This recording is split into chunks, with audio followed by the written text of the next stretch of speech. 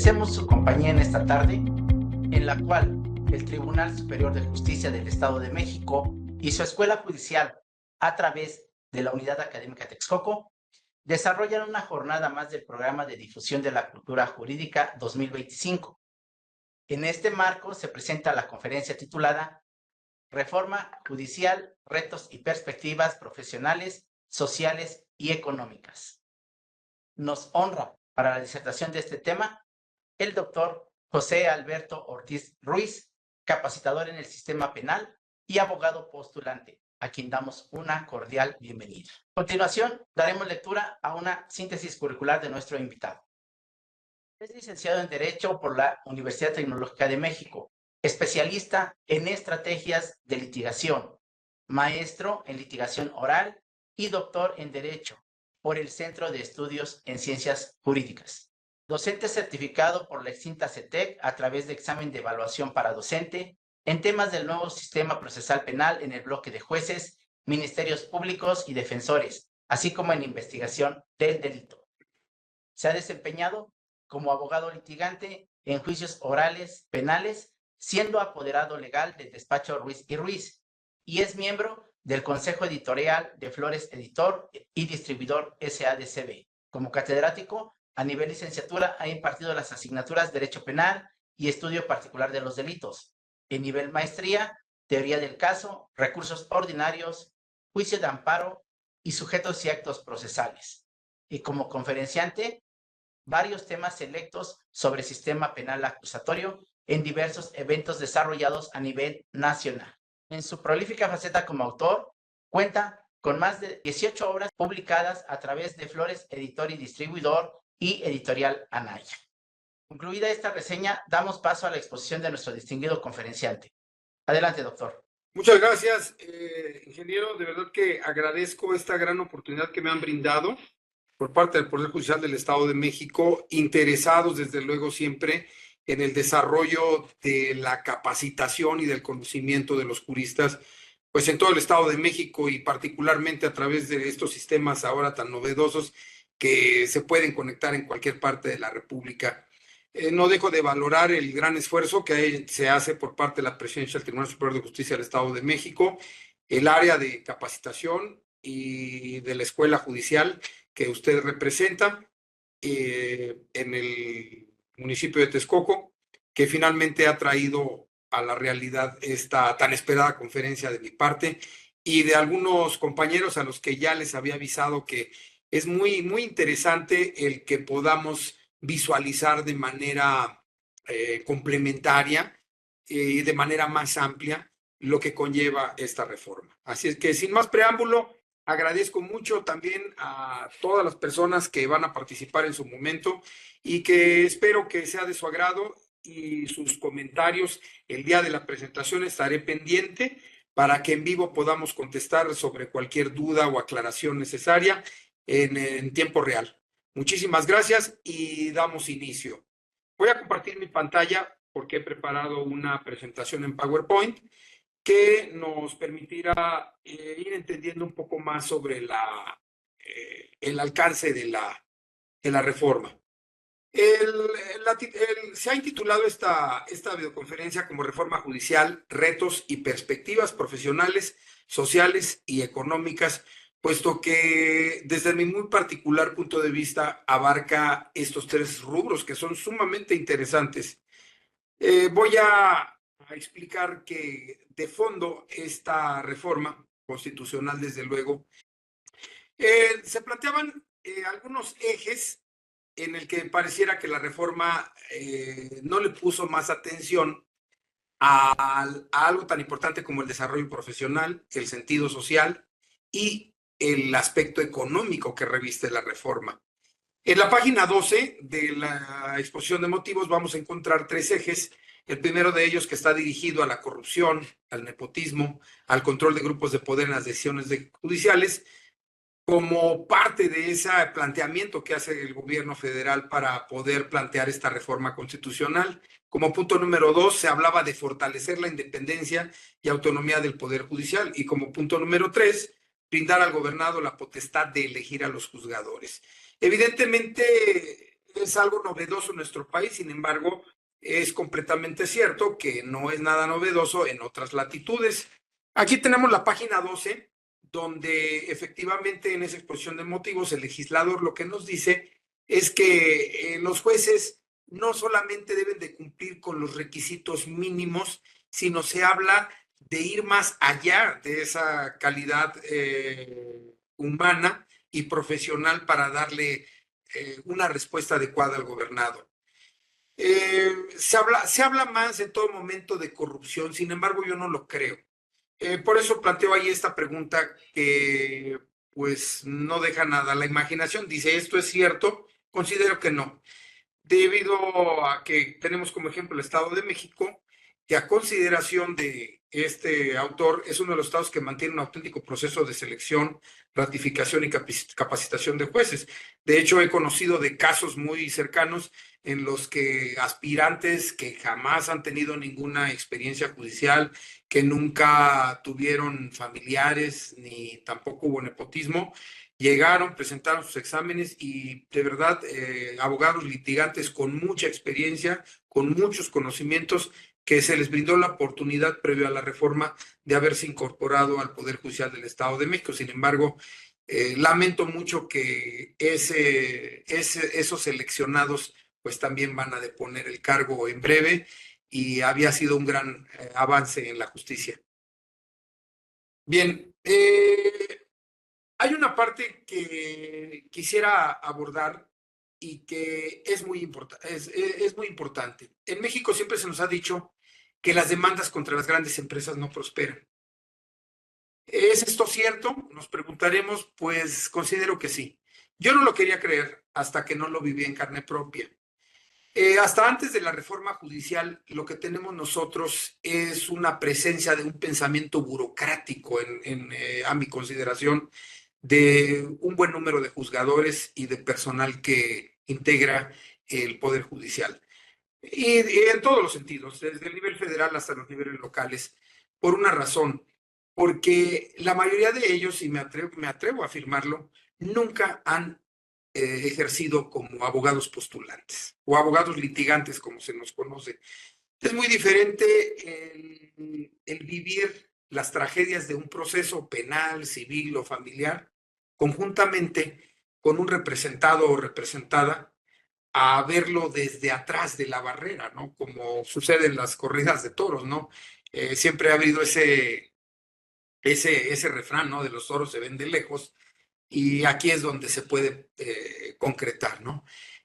Quizá he sentido en muchas ocasiones y a lo largo de los años y los diversos procesos en los que he participado que no hay sensibilidad por parte de quienes resuelven, puesto que en muchas ocasiones no se presenta un testigo, suspenden las audiencias y uno se queda pensando, ¿y todo el dinero que estas personas invirtieron para presentarse, para tener, y más allá del dinero, la decisión de saber que van a enfrentar a un delincuente o que van a enfrentar a una contraparte que obviamente va a hacer hasta lo imposible o tratar de desacreditar lo que diga la persona o lo que presente en su demanda o en su denuncia? Me atrevo a dar esta opinión y que sustenta de alguna manera con un buen fin la reforma judicial. Y no es que tenga yo una visión partidista, definitivamente que no, pero un buen número de juzgadores no cuenta con experiencia en litigios. Eso es real.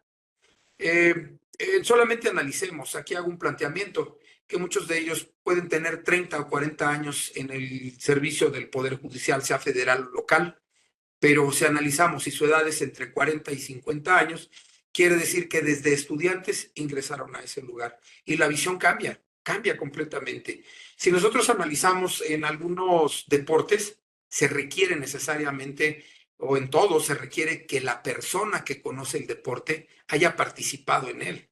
No se puede aprender un deporte viéndolo en la televisión o leyendo manuales para poder corregir y llevar a cabo a la práctica. Nos podemos dar cuenta que los mejores directores técnicos de un equipo de fútbol, los mejores entrenadores en boxeo, en gimnasia, o inclusive hasta los jueces de esas propias especialidades son personas que tienen trayectoria en el ámbito de su competencia y por lo tanto, aunque a veces fallan y se cuestionan sus decisiones, que no son perfectas, pues que son seres humanos, estas pues evidentemente están sustentadas en la experiencia de quienes resuelven o de quienes participan como entrenadores o como partes en esos aspectos deportivos, y con mayor razón esto debería suceder en el sistema de justicia. Hay una obra muy interesante, que aquí la he citado, es de un jurista llamado Harold J. Berman, que hizo una compilación de diversas exposiciones que se vinieron a dar en los 60s aquí a nuestro país. Entre ellas, una que me resultó de especial interés y que me gustaría mostrárselas aquí en grande. Listo. En esta obra, Harold J. Berman, en la década de los 60, se presentó en la Universidad Nacional Autónoma de México y conjuntamente con varios juristas explicaron en qué consistía el derecho norteamericano. Y este capítulo me pareció importantísimo para poder darlo a conocer con motivo de la reforma judicial que se ha planteado. Y voy a leer solamente una página. Espero no aburrirlos, porque sé perfectamente que lo más importante de todas estas conferencias es aprovechar los primeros 5 minutos para que podamos captar la atención de todos. No se me desesperen, de verdad que vale mucho la pena. Entonces voy a dar lectura. Esto viene en la página 31 de este libro que se llama Diversos aspectos del derecho en los Estados Unidos, cuyo compilador fue el jurista Harold J. Berman. Este capítulo lo escribe otro jurista que es de nombre John P. Dawson y traducido al español por personas o personal que estaba adscrito ahí a la Facultad de Filosofía y Letras, de acuerdo a esta publicación que tengo aquí de Editorial Letras del año 1965. 1965. Y dice así: si tenemos que depositar tanta fe en los jueces, los métodos para nombrarlos adquieren importancia proporcional. Los de los tribunales federales y la tercera parte de los estatales son designados por el jefe supremo del Ejecutivo, el presidente de los Estados Unidos o el gobernador del estado en cuestión, frecuentemente a condición de que concurra una cámara de la legislatura. En las otras 2/3 partes de nuestros estados, los jueces son elegidos por votación popular. Cualquiera que sea el método, se somete a los jueces a pruebas distintas y se les hace responsables de sus actividades de maneras diferentes que a los demás funcionarios elegidos. No nos cabe en la cabeza que se ha destituido un juez por haber fallado una causa o una serie de causas con criterio totalmente opuesto al de la mayoría de sus lectores, aunque quizá se le pudiera destituir por motivos análogos a otro funcionario elegido. De hecho, en nuestro sistema federal y en algunos estados, los jueces son nombrados con carácter vitalicio. Más corriente es que desempeñen su cargo durante un número determinado de años, 6, 8, 10 y hasta 12 acaso. Durante el periodo para el que son designados, todos los jueces pueden ser destituidos por mala conducta en el desempeño de su cargo, cosa que solo ha ocurrido con escasísimos individuos en nuestra historia. En los estados donde los jueces son elegidos por votación popular, la mayor parte son reelegidos, con lo que de hecho resultan inamovibles. En una palabra, nuestros jueces no son meros funcionarios civiles.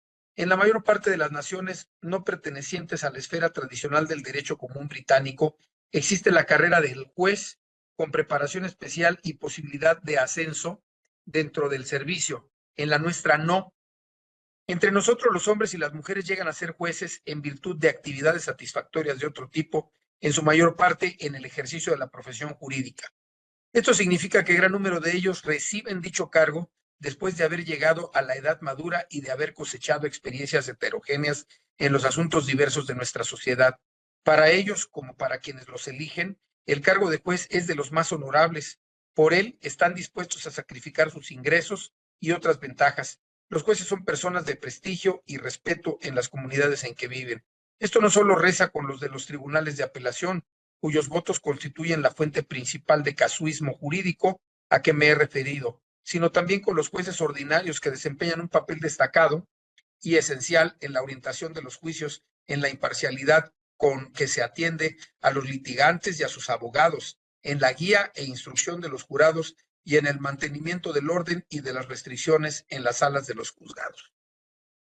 Como pueden ver, de esta lectura se desprende que es importantísimo que quienes participen como jueces verdaderamente tengan experiencia como litigantes. No se puede dar verdadera justicia a una persona a quien no la conoce.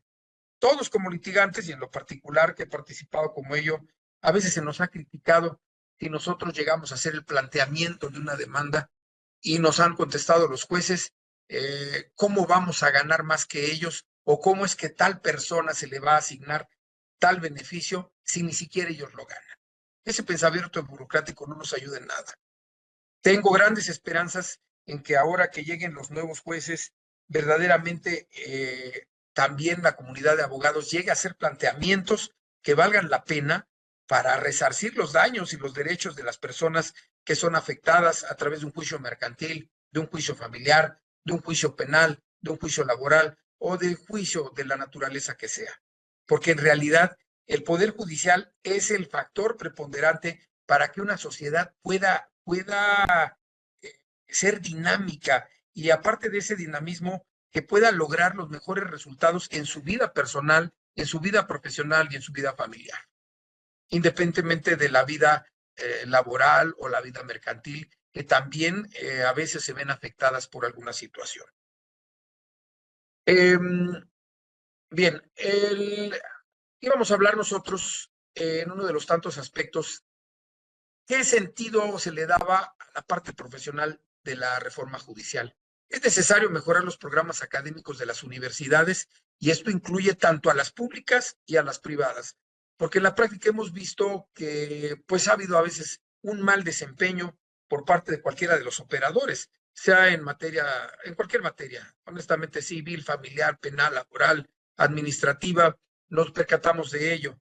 Es por esa razón que hoy vamos a saber si efectivamente las universidades dieron esa pauta adecuada en preparación académica para sus estudiantes, que algunos de ellos seguramente llegarán a ser juzgadores.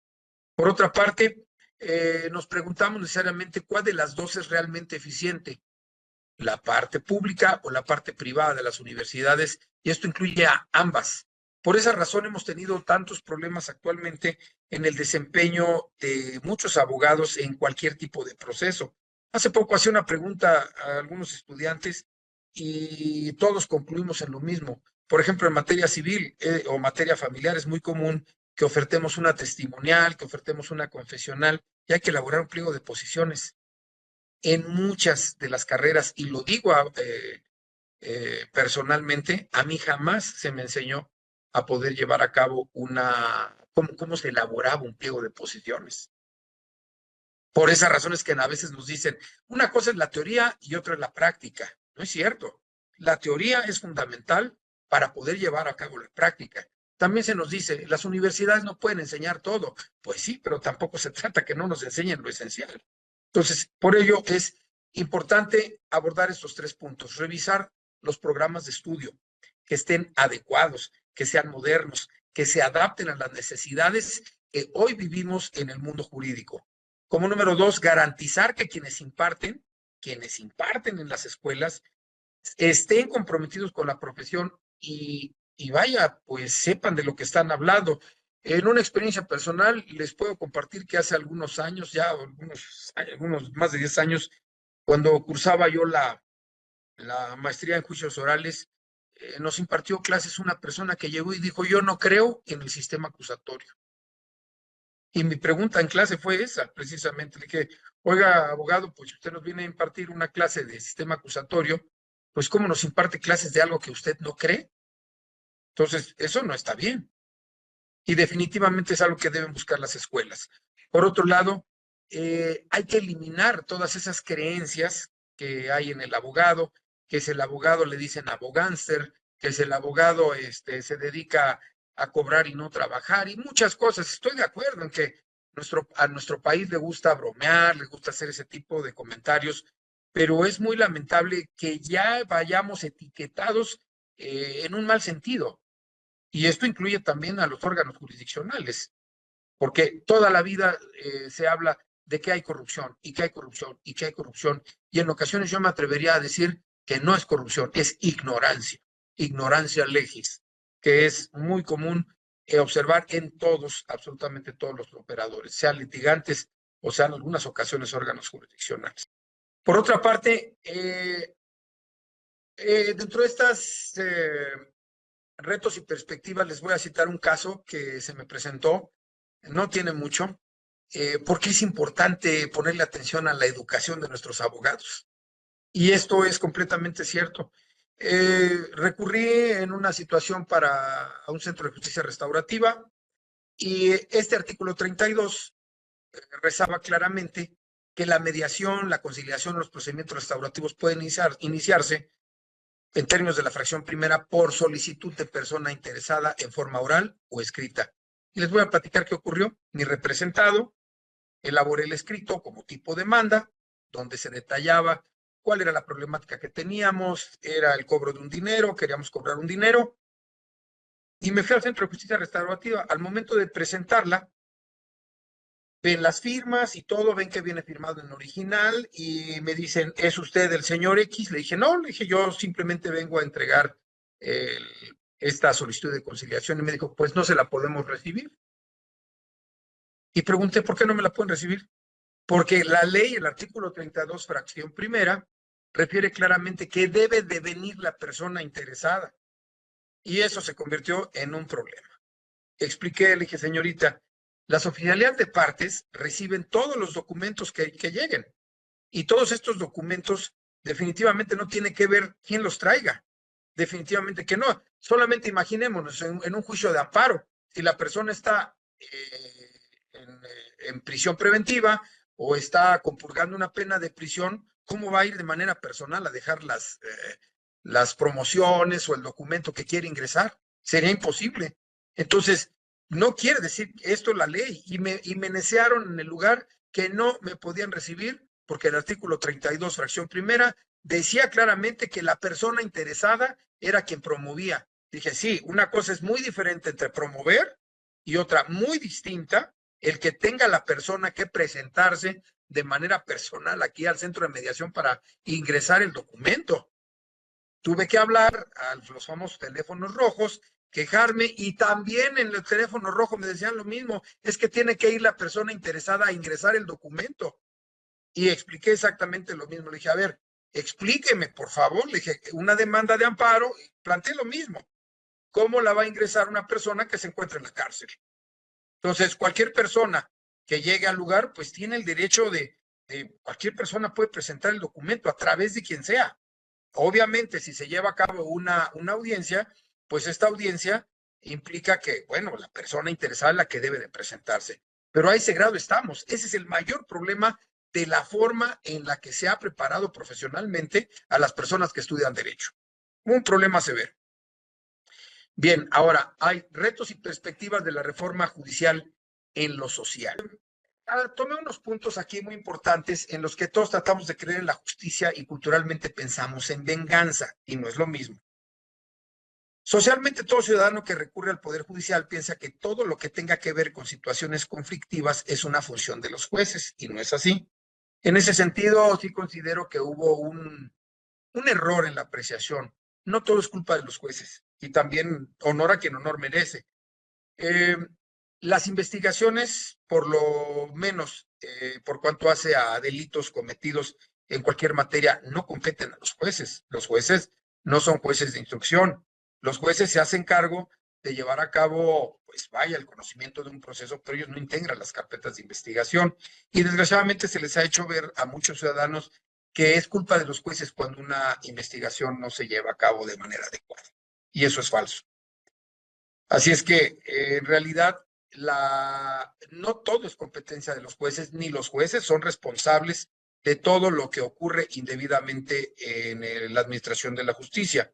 Popularidad es un problema que socialmente debemos llegar a entender.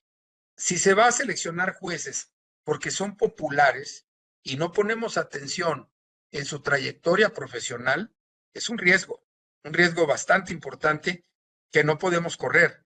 Hoy día me he percatado que a través de las redes jueces o juzgadores y juzgadoras de muchos niveles de gobierno, particularmente federales, pues sacan videos y videos porque me imagino que se están postulando y pues desean dar a conocer que hoy sí están interesados en los derechos de las personas. Y antes, ¿qué pasaba?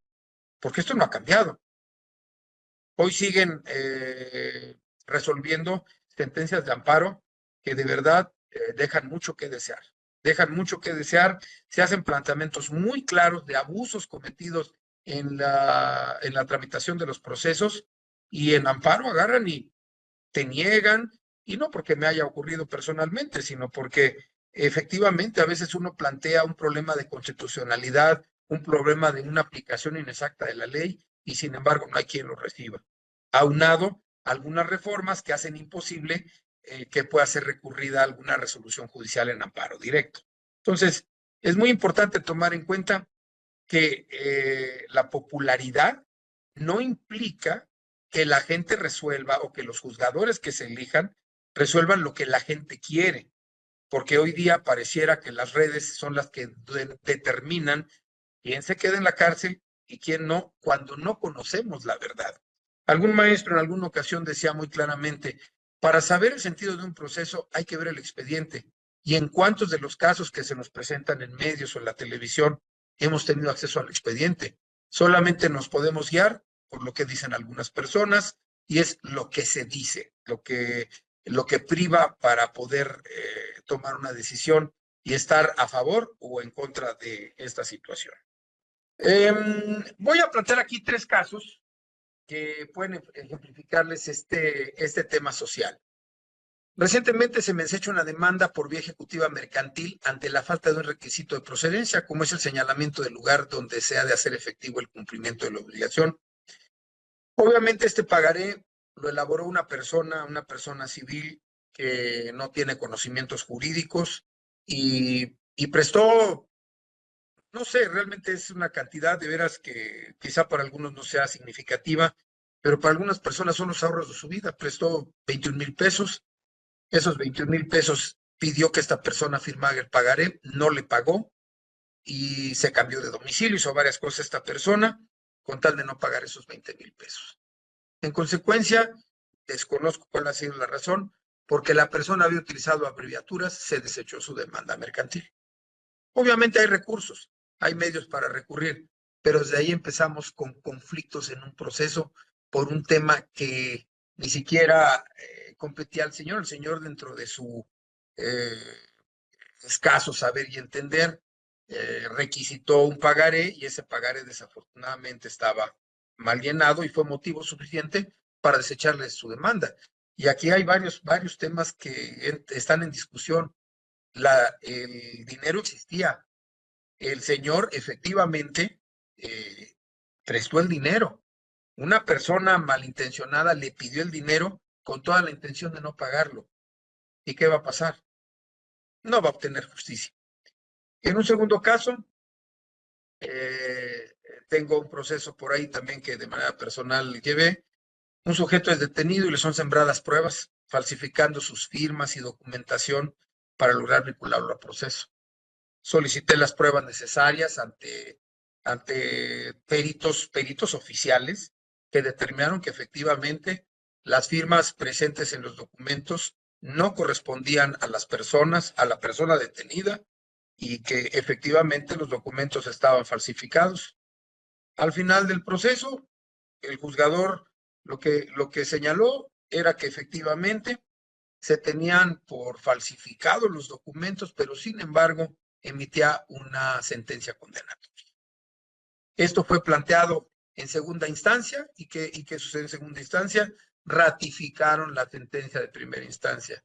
Presenté un amparo directo en el que evidentemente volví al tema de cómo se había enjuiciado a una persona, sometido a juicio a través de pruebas falsas, y el Tribunal Colegiado del Circuito ni siquiera abordó el tema. Tocó otro muy diferente, como la suspensión de audiencias, que contravino el principio de contradicción, de concentración y continuidad, y ordenó la reposición total del procedimiento. La violación al artículo 20, apartado A, fracción novena, también es vital y no es un juego. Señala que nadie puede ser juzgado con pruebas de naturaleza ilícita o que violaron derechos fundamentales. Sin embargo, no prosperó ese amparo en el sentido en el que fue planteado y resolvieron otra cosa completamente diferente. Por último, la estructura familiar es la base de nuestra nación. Sin embargo, hay juicios que inician con guardias y custodias, y eso lo deben de saber muchísimos abogados que han ingresado o que llevan materia familiar, y saben que el niño tiene 12 años y a veces pasa, ya cumplió la mayoría de edad y todavía no emiten sentencia. Me consta porque lo he vivido.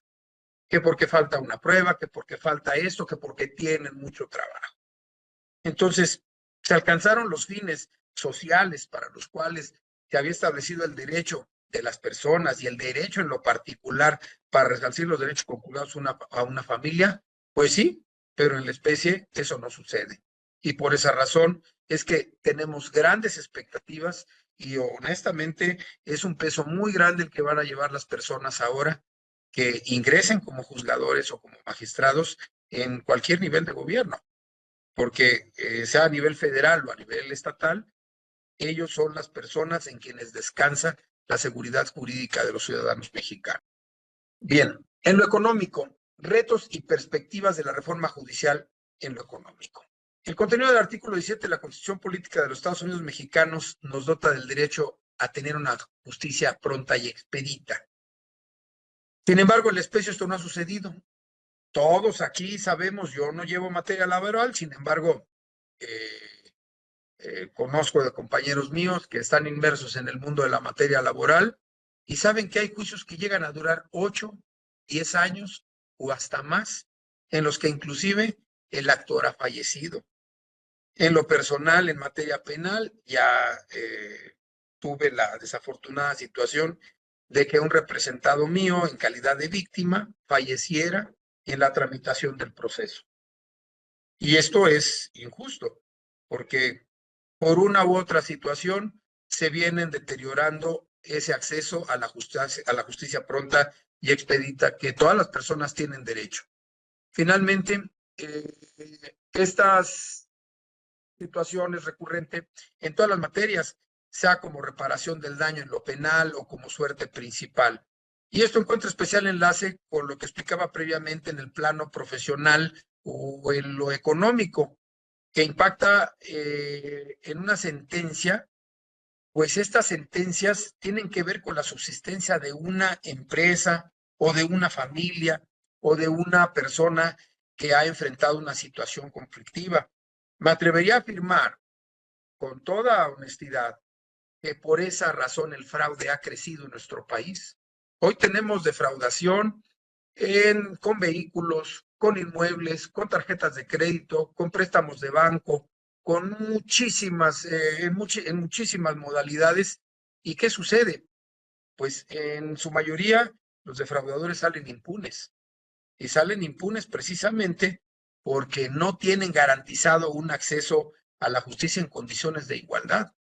Inclusive en algunas ocasiones me atrevería a afirmar que pareciera que los defraudados son los delincuentes y los empiezan a investigar a ellos y no al defraudador, porque eso me ha tocado vivirlo en lo personal con mis representados.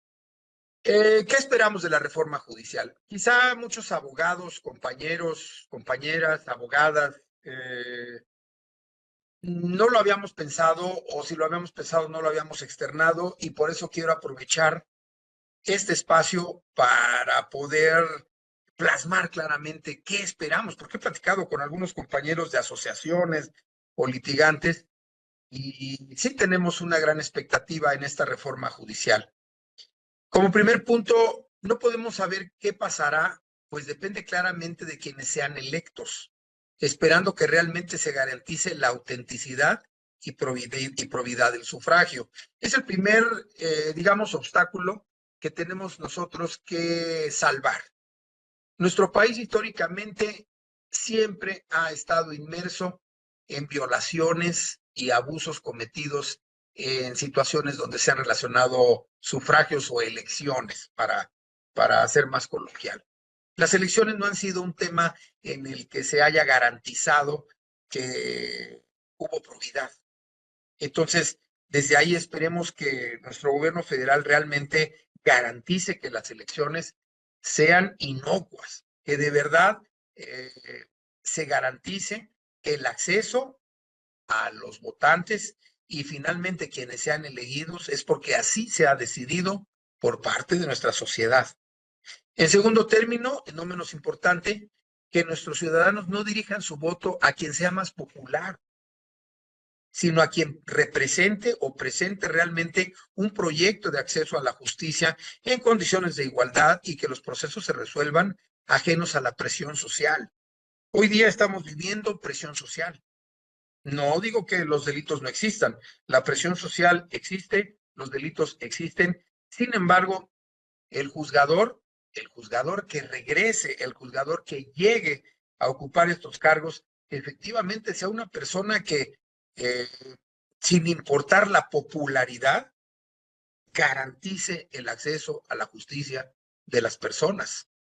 Ya lo decíamos, el propio jurista Harold J. Berman, en su obra, nos hace referencia claramente a que no se buscan decisiones, a veces las decisiones de los jueces no pueden ser las más populares o las más adecuadas de acuerdo a los criterios de algunas personas.